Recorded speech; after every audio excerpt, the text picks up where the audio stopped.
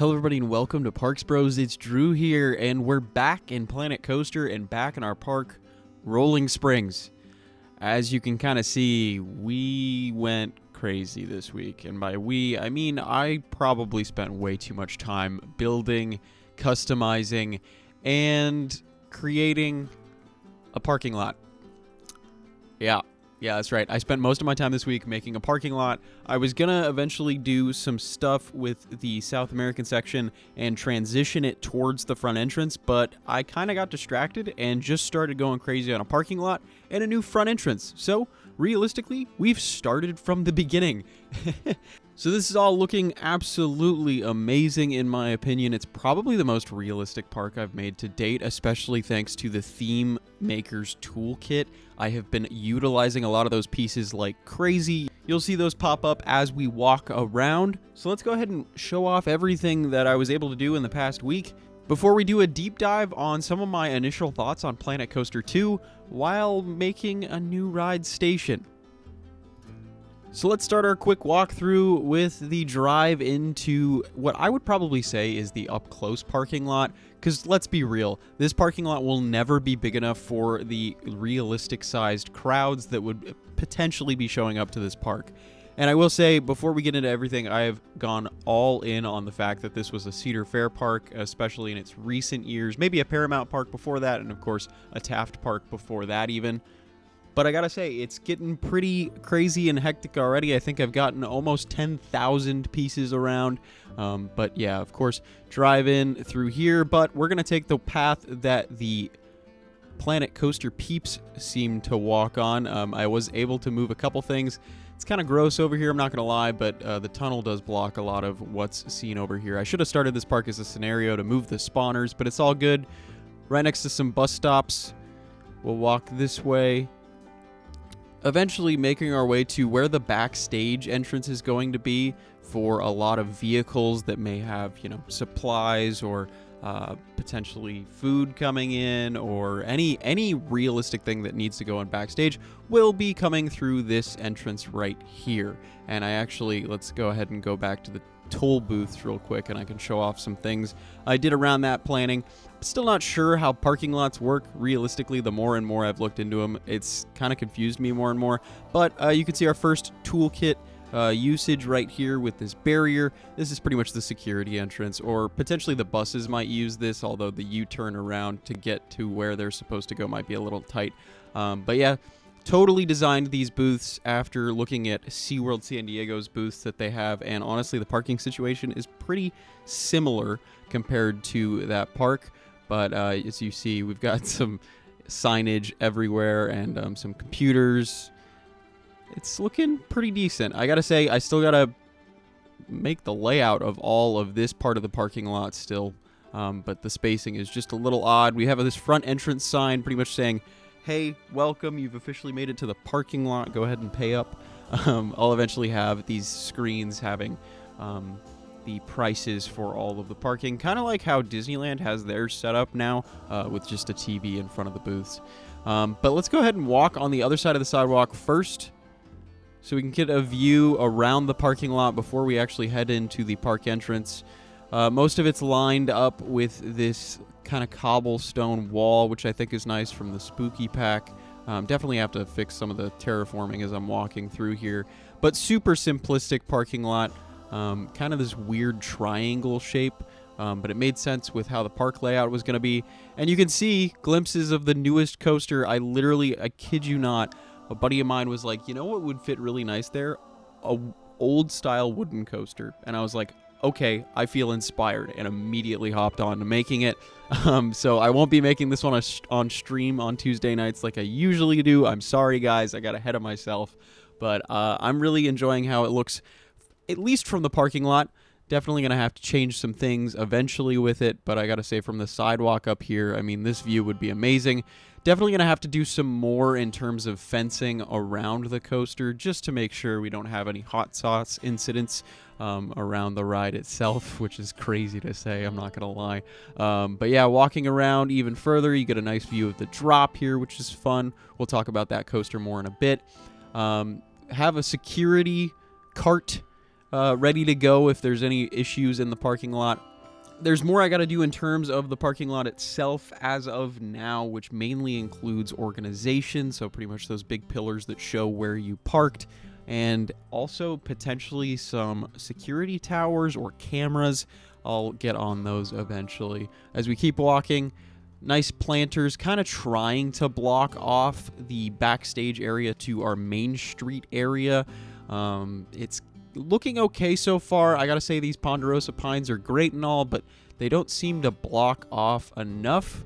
But that might be a little bit more realistic. Got some more accessible parking up front. Gonna have to redo a couple of these just to make sure there's space to properly navigate getting out of the car and eventually getting up this little rampway. Before you get into security, this is actually a prop that I made on the workshop years ago. I do actually have more realistic metal detectors now that I have not used, just because the peeps seem to be a little bit too big for it. But there is an x-ray machine in the middle, no bags on this side, bags on this side. We'll go through the no bags right now, and those are on both sides. You can see the exit pathway is here. We'll have to have a security guard stationed there, of course, eventually. But we've got this brand new welcome sign. I kid you not, I just put this in about 5 minutes before I started recording, just because I found it on the workshop and I thought it was really nice. And about the right size for what I was looking for this grand entrance statement. Now, if you've been to King's Dominion, this entrance, at least on the exterior, is themed kind of in the same way, kind of this random castle aesthetic. And I gotta say, since this is a Taft Park, that made sense to me, like Kings Island, Kings Dominion, as the front entrance area is very heavily inspired by both of those parks. And I gotta say, it's looking okay so far. Definitely have a lot more progress to do on the front entrance in terms of detailing. But as we walk in, you can see that you can get tickets on the right and left-hand sides, as well as I'll probably make a stroller rental on the left once you get inside the park. But yeah, lots of vendors. Very unhappy, but that's because there's been no staff interactions with guests in the park as of yet. But the interior here kind of reminiscent of what I think of when I think of Six Flags Fiesta Texas and how the entry system works. A bunch of gates all along the way, the outsides for exiting and the interiors for these awesome turnstiles.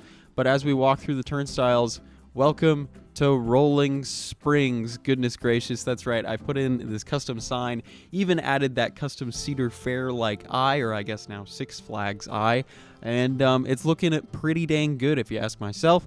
Definitely have some things I got to do in terms of plant life around all these planters besides these lovely trees, but you can even see we do have fountains just barely going down the ways. There will probably be a big fountain show at the end of the night, maybe paired with some fireworks.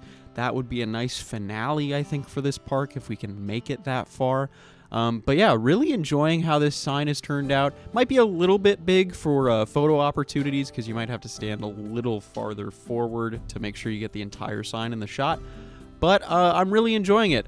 Kind of sad there's not really too many different types of flag items in the toolkit, because I would love to have a Colorado flag next to the U.S. flag. Just like they have it at Kings Island. They have, you know, the Ohio flag, the U.S. flag, and I believe the Cincinnati flag. I can check that real quick. Actually, believe it or not, the third flag example I saw in all the pictures I just looked up was either a Cedar Fair flag or all three were just American flags. So I would love to have a Colorado flag. There is a California flag that I found, but yeah, sadly not a Colorado one, which would be awesome. Once we come off to the right over here, there is the restrooms at the front entrance. Kind of designed these to look like a nice villa just a little bit. Definitely have a lot more to do over here. This is just very bare bones at the moment. This entire right-hand side of this main street area will be for small food shops. A souvenir shop will be built later on, and of course a restaurant down at the very end on the left-hand side, which will be really cool. But yeah, tons of detailing to do on this wall. Just kind of giving me an idea of what the shape is going to look like right now is the reason I did that. Now on the left-hand side, going to do a stroller and wheelchair rental over here, which will be pretty nice, but not entirely sure what I want to do on this side. So if you have any suggestions, whether I keep it a main street all the way down on this side or connect it up potentially with the South American section as well, we might do that. You can see some things we'll talk about in a little bit once we get over there, though. But this Ferris wheel kind of overtaking the entirety of your view as you walk in, which I think is awesome. Tons of areas for seating and trash cans all around, which got to add more of those eventually. Here's the view of the sign from the back, so you can see those fountains a little more clearly, which I think is cool. And there will be a little stage section here for mini shows, opening ceremonies, or potentially a meet and greet with King Coaster or other characters that we might put around in the park, which I think would be really, really cool to have. Here's a better look at the Ferris wheel. Made sure to fence this off at least a little bit. Super bare bones still for everything in this part of the park. Because there's so much more to do in general. As we look off in the distance, you can see the name officially is Roland Timber for the new wooden coaster, or I guess I should say old wooden coaster, which I think is cool. That sign is awesome. Whoever made that, I can't remember. But you can find it in the Steam Workshop. Vampire over there is looking awesome, but the big thing that I first started working on earlier this week was Riptide Rush and the surrounding area. And I gotta say, it's looking absolutely fantastic. I haven't finished the queue yet, just because I kind of lost my inspiration after working on it for a little bit. But this custom sign I made, I think, is pretty dang cool looking, especially for basic shapes at least. And you can even see we've got some Cedar Fair type signage for your safety information and how crazy the ride might be, as well as a Cedar Fair wait time, which I think is awesome. I can customize how long the wait is too on that sign, which is just amazing seeing those pieces, as well as these awesome custom surfboards that you can see right here, which I think are absolutely awesome looking and really add to the feel and vibe of Riptide Rush and the surrounding area. Definitely big hang time or pipeline vibes all around, simple fencing, and some simple tiny palm trees with the occasional larger palm just to kind of change the height a little bit. Custom lockers from the toolkit as well, because this ride, since it kind of jumps over itself multiple times, I figured this ride would be a great use of the locker system just to make sure, you know, nobody's getting hit in the face with anything by a random phone or what have you. So I figured Cedar Fair probably would have made this a locker specific ride, especially since it is realistically the newest coaster at the park. So there's the lockers right there. As we walk around, more surfboards, which I think are absolutely amazing assets, and the exit gift shop, which I might change that sign in the future. But there's some nice seating that you can take if you want to chill out for a little bit. Super simplistic on the inside yet. I haven't done any detailing on the inside quite yet. But as we walk up the exit, you can get a better view of the ride itself from a couple angles. Definitely have a lot more to do on this coaster in general. But it's got that beachy vibe now, just with a couple of palm trees, added in a custom transfer track area. Haven't quite put in the supports for it yet, but I totally went full manta over here with this cool looking flower design in one of the turnarounds in the ride. And I gotta say, this ride is absolutely breathtaking to see run around the track. As you can see Anaconda off in the distance. We'll check in with that ride in just a bit, just to show you some new things. But let's go ahead and press play, because I might as well do that to show you how the ride looks from the exit as it goes around. It's looking pretty amazing if you ask me, especially this view right here. It is absolutely gorgeous when everything works out. As we see it go through the third launch now.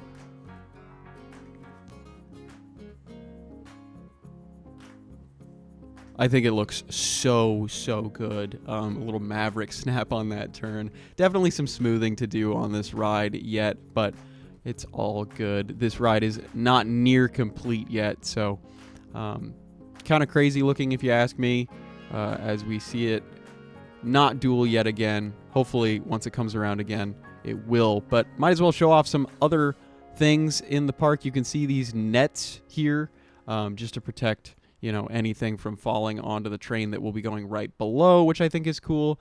As you can see it going over that airtime hill. There's also this control box on the transfer track, which is highly detailed. It's awesome.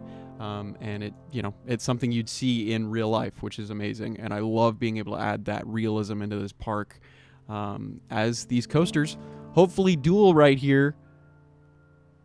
Oh man, it's so good looking when it happens.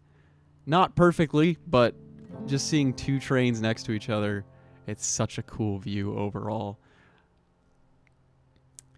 Now, as we head back down the exit, we're going to walk around the coaster long ways. You can see definitely some close interaction.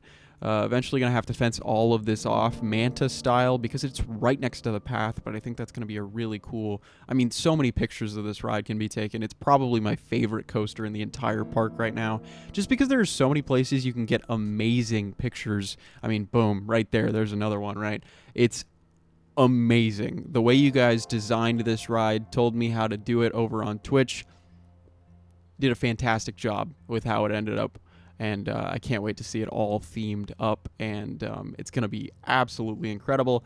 There's this cool little viewpoint here that guests actually come to watch the coaster race by at, and it's so amazing to see this. I love just sitting here and watching the ride go around the track.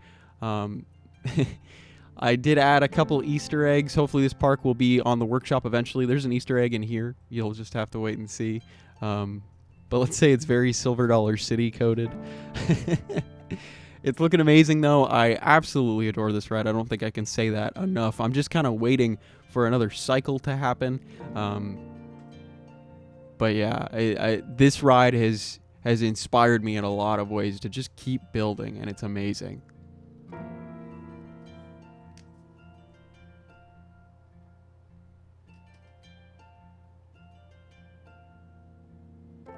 Now, as you see that coaster go on the first launch right there, we can see a new boardwalk section leading towards South America, which I think is really, really nice. I absolutely love how this has turned out thus far. A nice seating area. You also get this cool view of some effects as Riptide Rush goes by. Just a small fountain effect, just like Manta has actually on both coasts with the SeaWorlds in the U.S. It's looking really, really nice, super clean. Just love the idea of having the water kind of flow throughout the entire park, which is just really, really cool to me. Some amazing views happen even further over here. I like to call these turns the pretzel turns. You get a great little spotlight moment on the first drop of Vampire in the background through the middle of it. This is going to be a wonderful picture spot. Sadly, this is all within the same block zone, so you won't have two coaster trains right next to each other right there.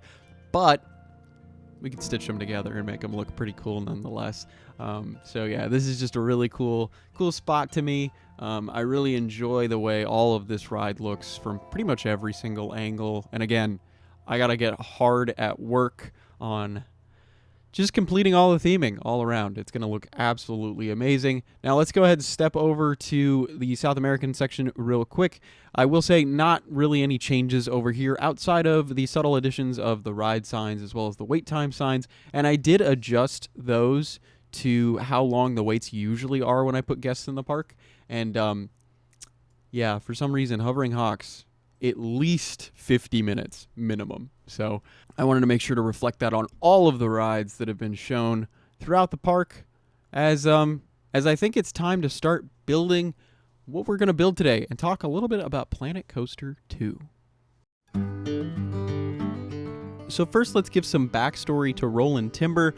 This would have been the first coaster at the park overall, and realistically would have been very similar to Racer at Kings Island or Racer 75 at Kings Dominion, right? It would have been that first staple wooden coaster at the park. This obviously not on the same scale as the two I mentioned prior, and very different in layout just because it was made at a later time, so they did something different with the ride's design overall, with some more modern elements, I would assume. But yeah, this ride is looking pretty interesting. A lot of empty space here, so I'm curious what to do here in the future. You'll just have to let me know. But realistically, this pathway is going to come around this way, probably sneak between the two rides, Vampire and Roland Timber, and greet us into our one of two, actually, kids areas, which is going to be really cool. I can't wait to start building those up with those 2 coasters you see in the background here. If I can't sneak the pathway between here, we'll have to figure something else out. Maybe it'll go right underneath both of these turns and actually fill out a lot of this space before turning to the left again. Maybe we can do something like that.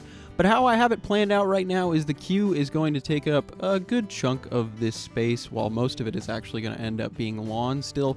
Very inspired by Blue Streak at Cedar Point with how everything's probably going to be handled.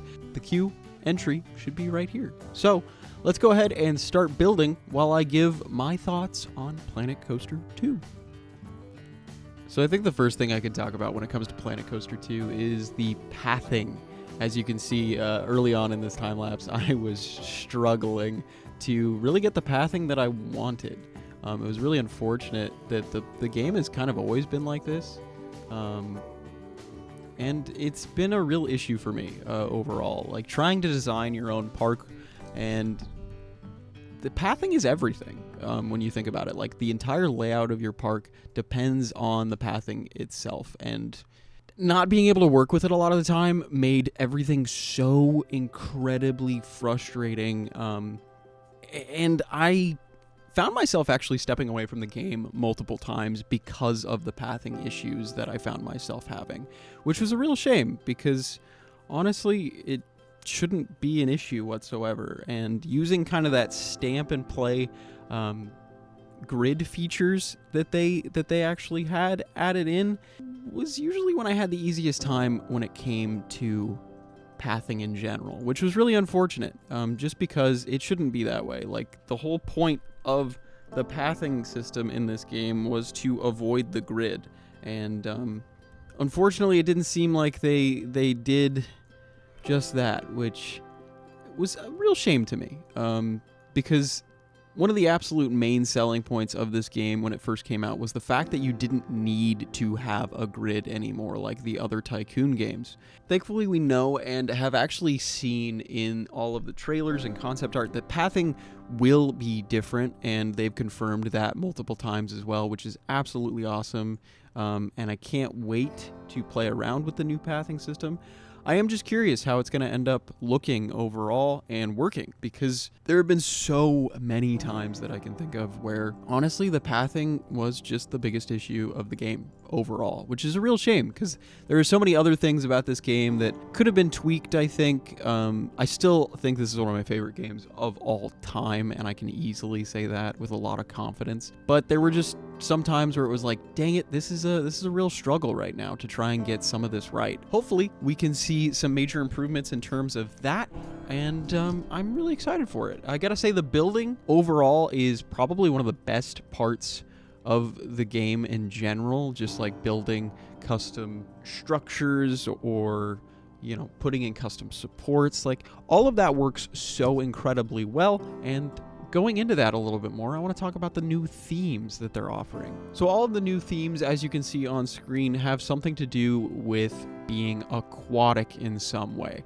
Now, I think that's actually a really smart idea overall, just because the game itself is introducing water parks, if you didn't know, which is going to be absolutely amazing. I can't wait to see all of that. But it seems like from the get-go, there's going to be a limit on making parks without water parks, which is kind of a shame in my opinion, because there have been so many cool themes that were used in the original Planet Coaster that won't be seemingly showing up, at least not at the get-go, which I think is a real bummer, because a lot of these themes, Western, fairy tale, space, sci-fi, like, those have been absolute staples in every park game to date, and there's a reason for it. They're used all over the place. So I'm hoping a lot of those themes make a comeback. It would be kind of a shame if they end up being DLC, but at the same time, I get it. The developers got to get paid. But yeah, it is just kind of a bummer not to see those listed from the get-go, because a lot of those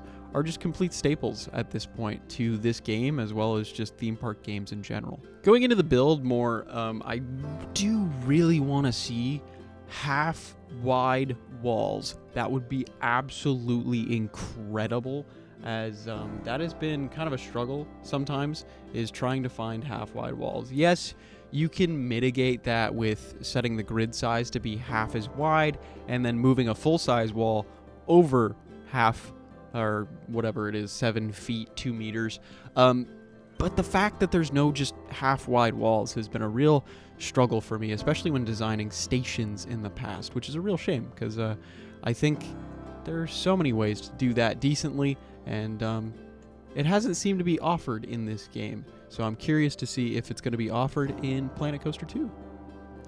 One thing I've found myself really enjoying about Planet Coaster 1, especially lately, has been kind of discovering the Theme Maker's Toolkit. I absolutely adore a lot of the items that are included there now, and I can only hope that we have something similar in the future with Planet Coaster 2.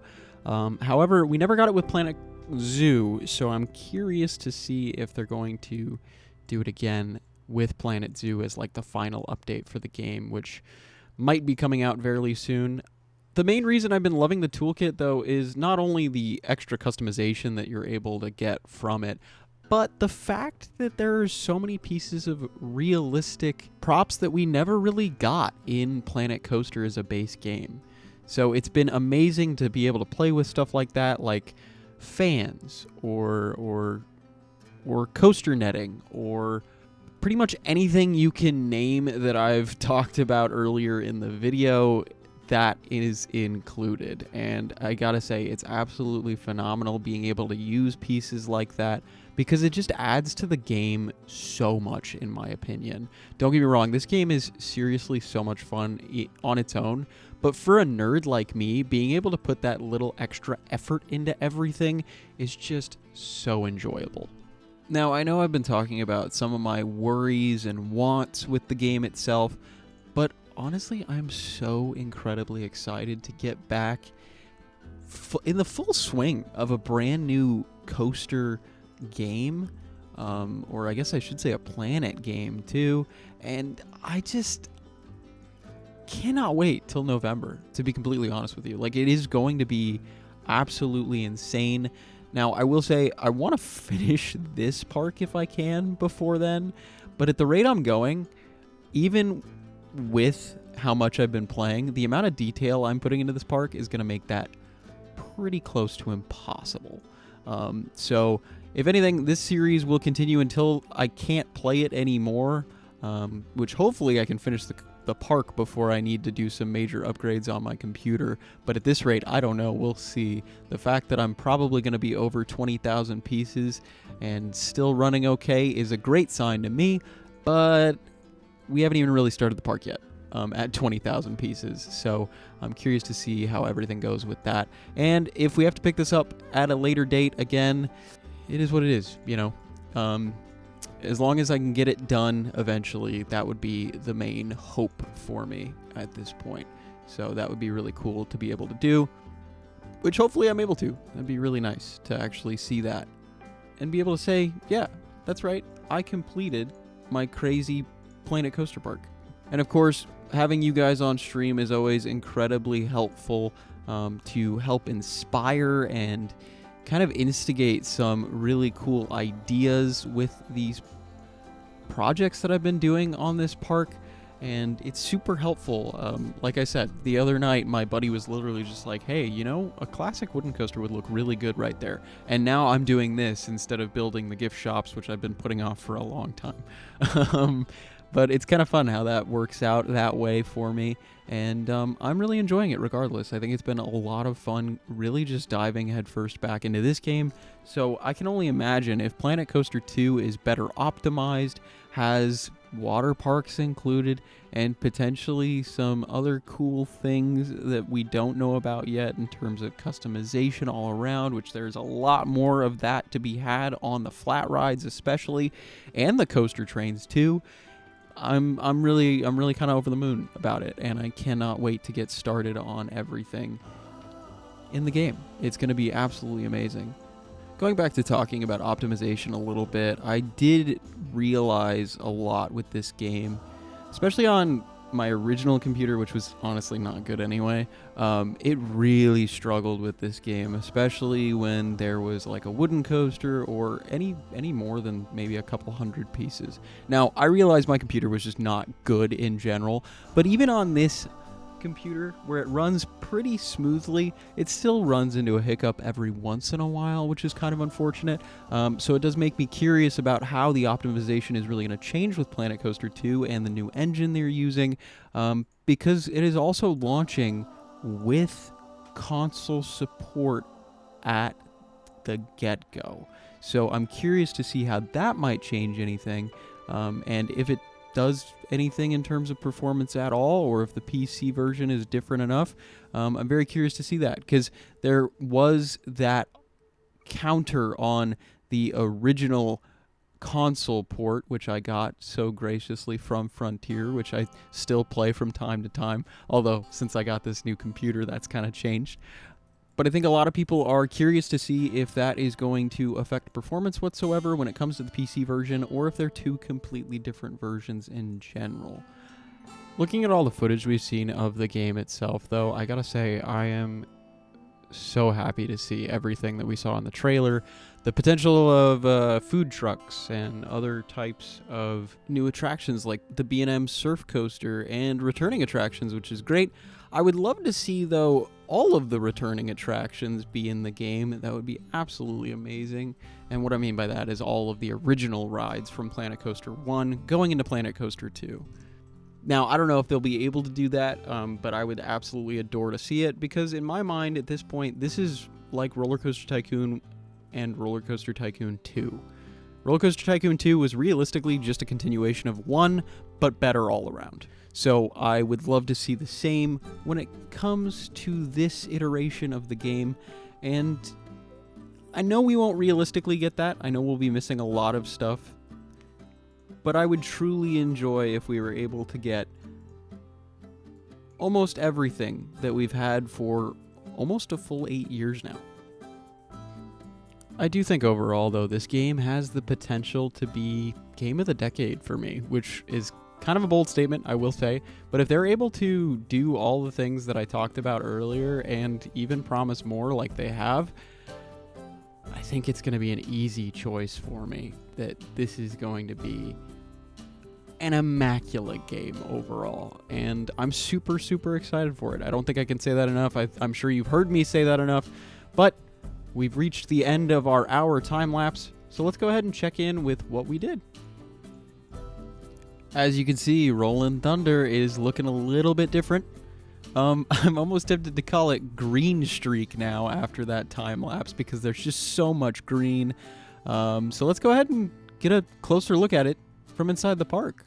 All right, as we make our way through the front entrance, head to the right-hand side. Eventually, we'll make another right. Gonna do the pathing on this fairly soon.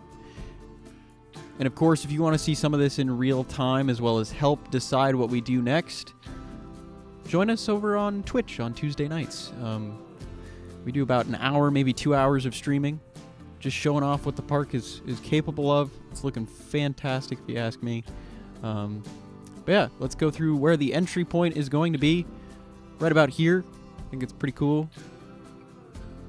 And our little Blue Streak ripoff hut of sorts. Definitely still a lot more work to do on this. I still think a lot of it looks a little too uniform, a little bit too clean as well. So we'll fix that eventually, but as we walk up the station, you can see, yeah, tons of little details that I missed that I still want to be able to fix, like this roofing piece too. Just lots of little things around this entire park. But yeah, super simplistic station. Gonna make this into a proper transfer track eventually as well. Loving those shade pieces, though. I think they're absolutely fantastic. But I think it's time we hop on.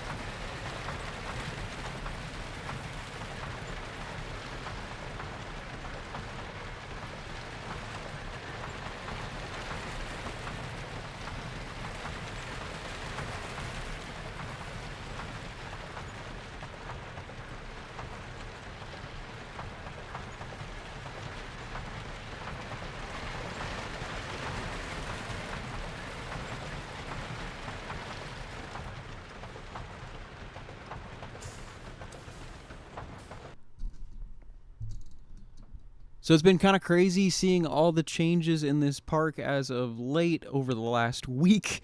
Just seeing this brand new parking lot pop up, the main street deciding to just show up as well. I've been crazy inspired, and I will say, you guys suggesting things in the comments or in the Twitch live streams only help that tenfold. Again, one comment made me make this entire episode and the station and the coaster you see before you.